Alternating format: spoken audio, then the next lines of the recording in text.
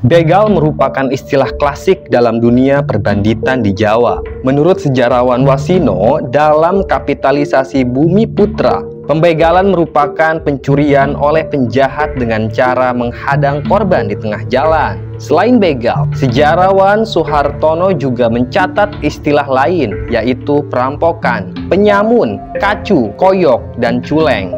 Kacu dan rampok terdiri dari kawanan yang berjumlah lebih dari 20 orang, koyok lebih dari 5 orang, dan culeng lebih dari 3 orang. Suhartono menganggap bahwa aksi kriminal pembegalan di Jawa muncul akibat tingginya angka kemiskinan, tekanan pajak, kerja wajib, dan tekanan sosial politik. Seperti contoh Sunan Kalijaga yang dulunya pernah menjadi begal karena prihatin akan kondisi masyarakat miskin di Kadipaten Tuban. Beliau membegal untuk membantu rakyat miskin. Namun di masa kini, pembegalan tidak dapat dibenarkan dengan alasan apapun. Pelaku pembegalan akan dihukum sesuai pasal yang berlaku. Tapi ironinya, walaupun hukuman begal ini cukup berat, di Indonesia sendiri kasus pembegalan seringkali meningkat, terutama di kota-kota besar seperti Jakarta, Bandar Lampung, Tangerang, dan lain sebagainya. Baik, bicara tentang begal, kali ini Mbah mau cerita tentang seorang sopir bajai bernama Rusman. Dia pernah dibegal berkali-kali, namun selalu lolos dan bahkan berhasil menghabisi salah satu begal sakti penguasa Tanah Abang. Seperti apa kisahnya? Tanpa banyak basa-basi lagi, langsung aja kita simak ceritanya. Mari kita mulai cerita ini dari sudut pandang si Raja Begal. Begal itu bernama Yogi.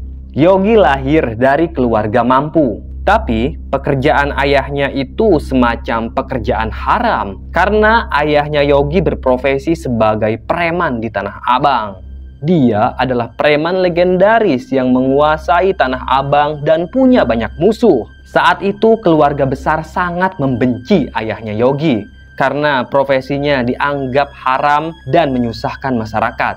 Seiring berjalannya waktu, tidak ada kekuasaan yang abadi. Kejayaan ayahnya Yogi harus berakhir di tangan seorang preman yang juga sangat bengis. Preman itu sudah lama sekali berselisih dengan ayahnya Yogi, dan dia berhasil menghabisi ayahnya Yogi dengan sangat sadis. Semenjak saat itu, Yogi menjadi anak yatim.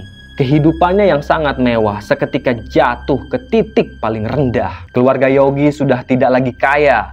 Perlahan ibunya Yogi menjual semua aset seperti motor, mobil, bahkan pekakas rumah.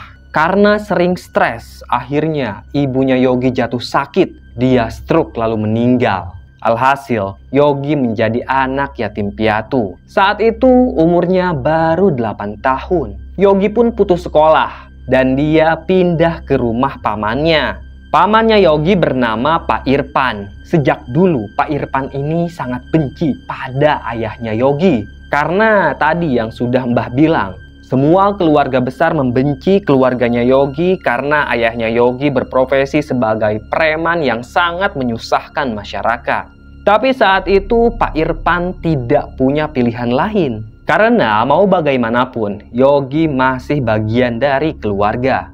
Pak Irpan pun bersedia untuk menampung Yogi di rumahnya. Kebetulan Pak Irpan tidak punya anak. Dia tinggal bersama istrinya di sebuah rumah yang sangat-sangat tidak layak. Bisa dibilang rumah gubuk yang terbuat dari kayu dan bambu. Sementara atapnya terbuat dari seng yang sudah bolong di sana-sini. Profesi Pak Irpan juga memprihatinkan. Dia merupakan seorang pemulung yang penghasilannya tidak seberapa. Kadangkala penghasilannya itu tidak cukup untuk makan sehari. Apalagi sekarang ada Yogi yang menumpang di rumahnya. Tentu Pak Irpan tidak sanggup untuk membiayai sekolahnya Yogi. Akhirnya Yogi putus sekolah dan dia membantu Pak Irpan mulung di jalanan. Setiap hari Yogi menemani Pak Irpan mulung di jalanan Jakarta, mencari plastik, besi, atau apapun yang bisa dikilo. Tapi tugas Yogi tidak sampai di sana. Setelah pulang mulung, dia harus menyortir barang-barang yang ia temukan di jalan. Ia harus memisahkan tutup botol air minum,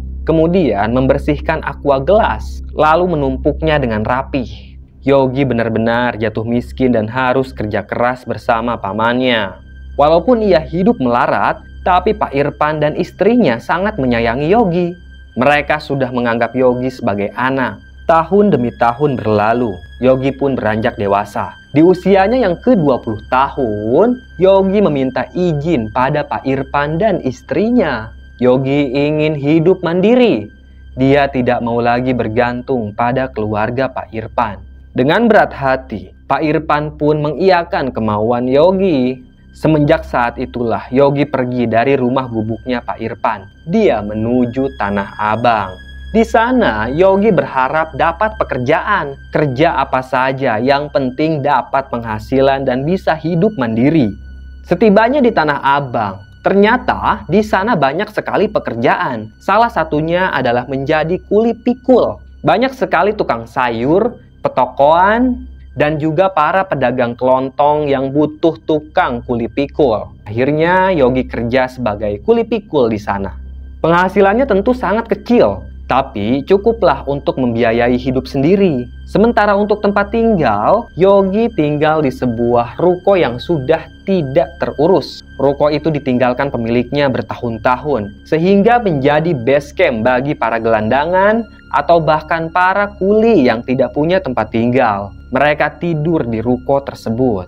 Di Tanah Abang itulah Yogi bergaul dengan orang-orang yang bisa dibilang tidak benar. Orang-orang nakal, berandal, dan lain sebagainya. Yogi berteman dengan copet, gelandangan, dan bahkan para preman yang menguasai lahan parkir.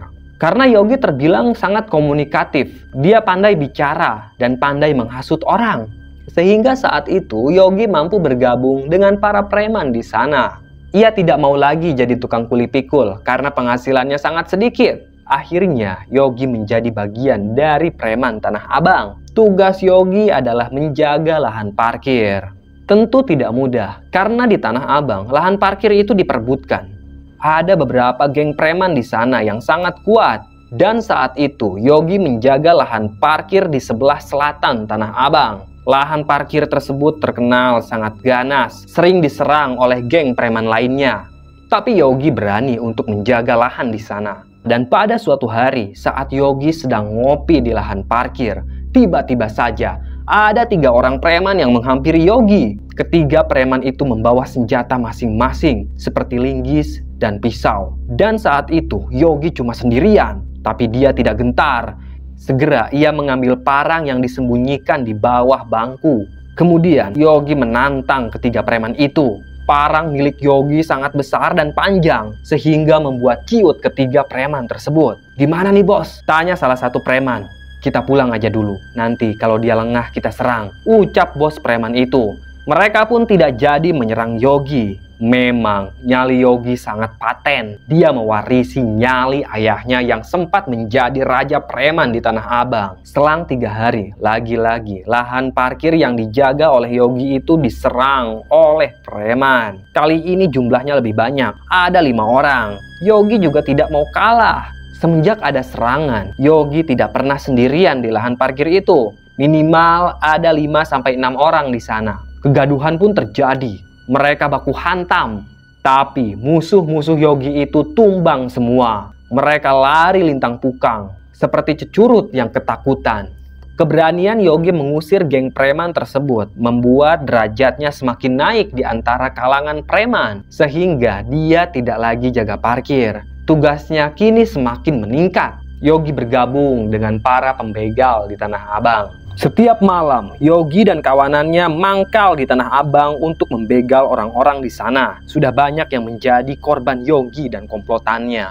Tapi Yogi tidak pernah menyakiti korbannya. Kalau korban itu menyerah, maka Yogi akan membebaskannya. Yang penting, dia bisa merampas motor dan barang berharga milik si korban. Dan pada suatu hari, nasib sial menimpa Yogi dan para kawanannya itu. Polisi berhasil meringkuk mereka. Hanya Yogi yang berhasil lolos dari kejaran polisi. Sementara 5 orang kawannya tertangkap polisi lalu dijebloskan ke penjara. Yogi tidak terima temannya itu ditangkap. Dia pun menyusun rencana untuk balas dendam. Dari desas-desus yang Yogi dengar, polisi yang memimpin pemburuan begal itu bernama Ahmad Sardi. Ahmad Sardi memang bertugas sebagai intel dan juga sering menangkap kriminal di lapangan. Dari dulu, Ahmad Sardi menjadi ancaman bagi para preman di Tanah Abang. Yogi tidak mau tinggal diam.